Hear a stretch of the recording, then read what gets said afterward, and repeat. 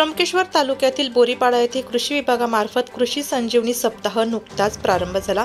बोरीपाडा येथील प्रगतशील शेतकरी बाळू बोरसे, अंबादास बोरसे, सरपंच प्रल्हाद बोरसे, गुलाबवड, हरिदासवड, योगेश पवार यांच्या शेतामध्ये पंधरवड्याला सुरुवात झाली।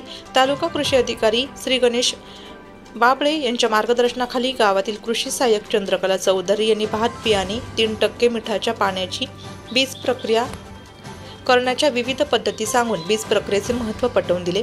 तसेच SRT भात लागवड व फायदे पटवून दिले। तसेच मंडळ कृषी अधिकारी बाबासाहेब कांबळे यांनी कृषी विभागाच्या विविध योजनांची माहिती दिली।